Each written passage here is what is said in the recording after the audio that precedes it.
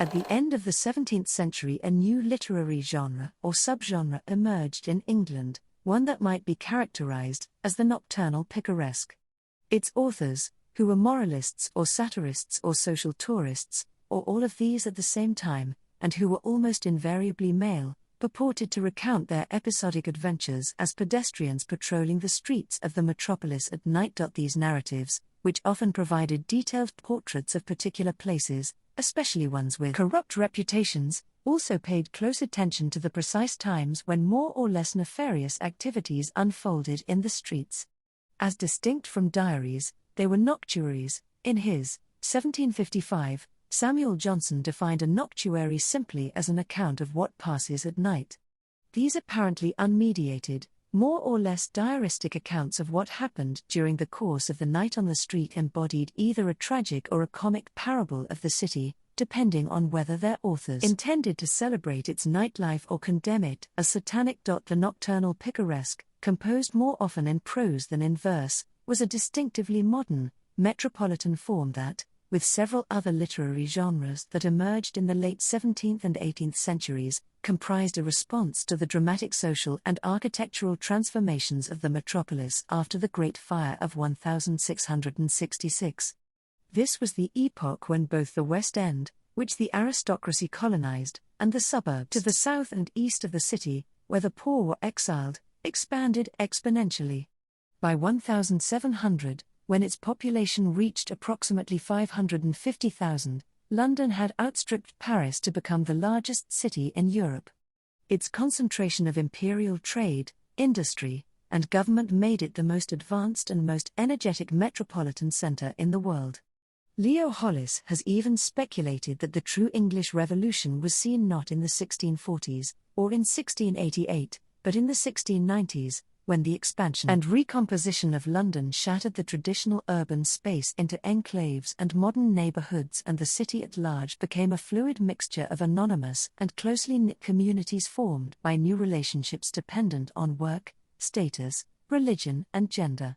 These social and topographical changes, especially this segregation, reshaped people's psychogeographical relationship to the metropolis and its proliferating, increasingly complex forms. A number of different types of publication mapped and explored London after the fire. These included guidebooks, street directories, topographical surveys, urban instruction manuals, and antiquarian tour books. They also included anti-pastoral poems, or urban georgics, such as Jonathan Swift's 1710 and John Gay's 1716. And, most prominently, pioneering instances of the novel, as practiced in particular by Daniel Defoe, probably the first writer to grasp the exotic possibilities of city life with its unpredictable energies tempting the urban adventurer into ever-new situations. The nocturnal picaresque, which provided a moral map of the metropolitan night, was related to all these genres. But it was above all a type of ramble or spy narrative, a form that structured its account of the daily life of the city in terms of the adventures its narrator experienced in the course of a pedestrian stroll through its precincts. The ramble narrative claimed to record these scenes, which were at once sensational and typical of everyday life in the metropolis, as if they had momentarily occurred, at a particular time of day, in precisely located streets. Like the ramble narrative, the nocturnal picaresque was rendered possible by the fact that, in spite of its rapidly rising population, which leapt by at least 200,000 in the first half of the 18th century, London was still not too immense to be circumambulated. The anonymous author of 1774 measured the metropolis, which included Westminster and Southwark as well as the city itself, as being 5 miles from east to west and 3 miles from north to south. It was still a pedestrian city, in spite of the rising levels of horse-drawn traffic. The nocturnal picaresque was also rendered possible by the constantly flickering play of light and dark characteristic of the metropolis at night in the era of public street lighting initiated in the mid-1680s. For this technology, inconsistent and intermittent as the oil-burning street lamps were, provided the ideal theatrical conditions for staging the city's social contradictions. The sooty, smutty industrial smoke that thickened and blackened the air in the day, especially in the city, where bakers, brewers, glassmakers, potters, and blacksmiths burned quantities of coal in the labyrinthine back streets, intensified these conditions at night. The pioneering example of the nocturnal picaresque was John Dunton's, which appeared in 1696, roughly a decade after public lighting was first introduced in London. An author and bookseller who insisted that life is a continued ramble, Dunton had founded the Britain's first successful periodical in 1691. A committed Anglican whose father, grandfather, and great-grandfather had all been ministers in the Church of England, Dunton published in 1694 as part of a moral crusade led by Queen Mary, another periodical, which declared on the title page of its October 1696 issue that it was to be published monthly, till a discovery be made of all the chief prostitutes in England, from the pensionary miss, down to the common strumpet, was a supplementary contribution to Mary II's campaign, albeit one whose crusading ambition was somewhat compromised by its scurrilous content. It folded in 1697 after 8 issues, though not, presumably, because it had successfully recorded the identity of every prostitute in London. Comprised a series of tracts against whoring and whoremongering among the metropolitan nobility. It was inspired in part by anxieties about the degeneration of aristocratic bloodlines. Some of you value yourselves as being the representatives of ancient and noble families, but by the methods which you take, you will deprive your posterity of those pretensions, for you give your ladies occasion to repay you in your own coin. As the dedication in its first issue indicates, it reserved especially vituperative feelings for clergymen, judges, and other hypocritical members of the upper class who, though mighty pretenders to impartial justice, and zealous asserters of liberty and property, had debauched poor maids and exposed both them and the spurious issue they have had by them to poverty, reproach and punishment. Detailed Dunton's attempts to pursue these upright representatives of society, and the suburb, strumpets, with whom they consorted, through the streets of London, which he bemoaned as a second Sodom. The periodical's title thus referred both to the activities of the prostitutes and their clients, and to Dunton's identity as a noctambulant. Dunton's modus operandi entailed rambling in places like Chancery Lane, Cheapside, Farringdon, Fleet Street, Holborn, St. James's Park or the Strand, generally between 8 p.m. and 9 p.m. He pursued this vocation throughout the winter of 1696-97. In addition to the streets, he visited coffee houses, music houses, playhouses, and pleasure gardens in pursuit of his victims. He liked to take his cue from the coded invitations of prostitutes, as when they pretended to stumble into him or drop their handkerchiefs on the pavement. In order to be morally and socially effective, as he saw it, Dunton masqueraded as the corrupt and sinful individuals whose behavior he was determined to expose. So on his first night's noctambulation, for example, traversing Pall Mall, he propositioned prostitutes, sequestered them in a convenient tavern, and only then, after several glasses, lectured them on their licentiousness. This approach, predictably, did not appeal to all his readers, and in the periodical's 4th issue, in December 1696, he was compelled to respond to critics of the enterprise who complained that he acted first the part of a devil to tempt and then the part of a parson to preach. In response, he insisted that the Nightwalker cannot any other way prove the crime upon each person with whom he confers, but to sound their inclinations. Dunton is a splendid embodiment of the contradictory but symbiotic relationship between puritanical impulses and satanic ones in the nocturnal city. The moral kicks he got from the streets at night cannot be extricated from his sexual kicks. In him the night watcher and the nightwalker were in an uncomfortably close relationship. As the historian Joachim Sklaw remarks of the missionaries who patrolled the 19th century city at night, they too penetrate into the nocturnal city, they too seek the extraordinary experience, they too participate in the cycle of chance encounters, they too see how far they can go. Middle and upper middle class men such as Dunton were, of course, far freer in their movements at night than women. In the 18th century as in the 19th, the suspicion of prostitution fell upon women who were about at night unaccompanied and without justification. Picaresque accounts of the streets at night in the 18th century are therefore predicated on a male subject, one that is physically mobile and, more often than not, both patrician in his attitude to the poor and patriarchal in his attitude to women. The partial exception to this rule, which in the end it probably reinforces, is 1754. For this intriguing fiction, published by an anonymous author who is presumably male, features two gleeful female protagonists that explore the streets of London at night in disguise. The narrative opens with an account of the reasons for the heroine's social, and perhaps sexual, frustration. Lady Betty, a virtuous young woman, has been married off to Dorimant, a dissolute nobleman who spends his evenings in riotous mirth and debauchery at the taverns, and most commonly passes the remainder of the night in the arms of some courtesan at a bagnio. She befriends Mrs. Sprightly, the wife of Dorimant's best friend Ned, and the two women resolve to disguise themselves as monks in order to monitor their husbands' nocturnal activities in the city.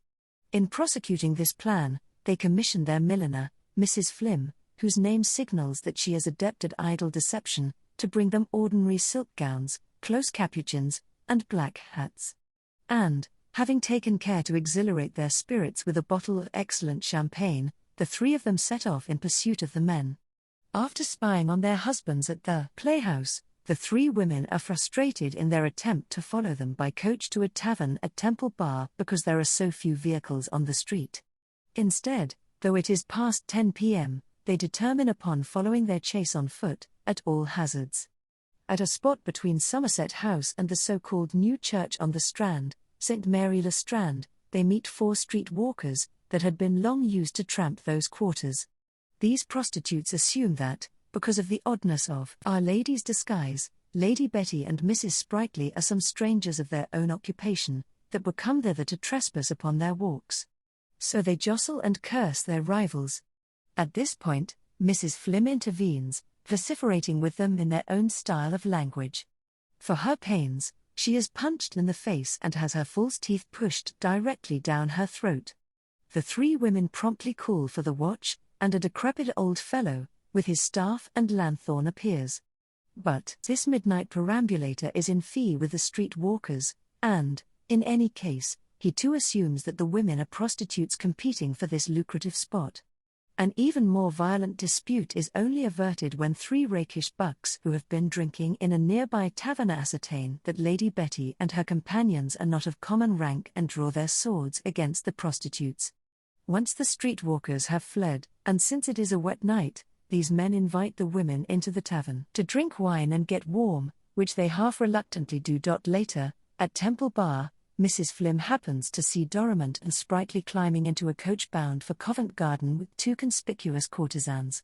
The 3 respectable women, who already seem morally and socially compromised, consequently decide to track it at a distance. They lose sight of it because the coach they have commandeered clips a post and end up walking to Covent Garden instead. By the time they reach this centre of 18th century London's nightlife, Vic Gattrell has identified it as the first of the world's bohemias. The men have disappeared. They therefore decide to return to their houses, once more, obliged to go on foot. However, the author adds, as the moon was by this time rose pretty high, they had light sufficient to conduct them to their habitations. It is a reminder that nighttime illumination was, at best, limited even in the 18th century West End. As they amble home, a foreign gentleman hears their footsteps and takes them for prostitutes returning from the bagnio. He accompanies them for some street's length, though for scarcely innocent or benign reasons, and the result is that, when they run into a constable, he too assumes that they are 3 of the bettermost sort of street walkers. This constable, who announces that it is his duty to keep the streets clear of people that had no real business in them, threatens to put them in the roundhouse for the remainder of the night. But the street-smart Mrs. Flim bribes him. Finally, resuming their journey home by coach, they pass a couple of men pretty much in liquor, staggering along arm in arm together. It is Dorimant and Sprightly. The 2 men stop the coach, climb into it, and immediately start kissing the 2 women, whom they have failed to recognize as their wives. They realize their embarrassing error once the coach has deposited them all at the same address. The pamphlet's official intention, as its stentorious conclusion indicates, is to serve as a warning to the female sex, not to trust themselves abroad on any frolics, in this lewd and wicked town, at unseasonable hours. But, until this moment, the tale's moral assignment seems gloriously irrelevant. The women's adventures are so mischievous, and they prove so successful, that it seems unlikely that the effect on them of these adventures of the night, as the author disingenuously professes to hope, will be to prevent their undertaking any more midnight rambles, lest they should meet with worse disasters than they experienced in this. To the contrary, by the end of the tale, Betty and Mrs. Sprightly, like the dubious Mrs. Flim from the start, might be said to be perfectly acquainted with the streets and to know the ways of the town.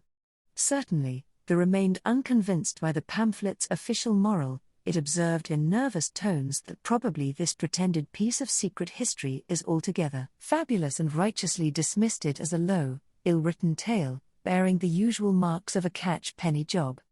This response is a clear indication that, in spite of its claims to rectitude, its account of cross-dressing female aristocrats who spend the night slumming it in the streets is a little bit bent. The alternative subtitle, given on the first page of the narrative, is The Adventures of Two Noble Nightwalkers. The juxtaposition of the adjective noble and the noun Nightwalker is surely designed to transmit an almost inadmissible frisson to the reader.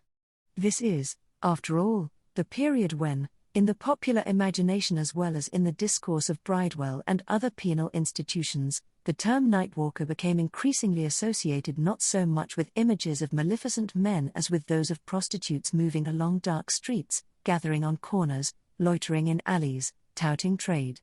The phrase noble night walkers in the subtitle of might distinguish its aristocratic protagonists from all the common kinds of streetwalker, from the jilts, cracks, prostitutes, night walkers, whores, she-friends, kind women, and others of the linen-lifting tribe listed in a 1691 broadside against Bartholomew Fair. But it makes them seem morally unreliable at best. It is telling that the noble females in the tale are not once mistaken for monks, in spite of their costumes, but on at least 3 occasions are mistaken for prostitutes. In their disguises, they are highly ambiguous figures, at once masculine and feminine, aristocratic and common, virtuous and perfidious. According to a predictable formula, the author of Thus Has It Both Ways. He contrives a daring fantasy of female independence and, at the last minute, presses it into the service of a patriarchal doctrine. As in the evening rambles described in Dunton's and other nocturnal picaresques, hedonistic and moralistic impulses cannot be dissociated in. Perhaps the importance of the Protestant ethic to the spirit of capitalism, as the latter materialized in late 17th and 18th century London, meant that these impulses were necessarily complicit.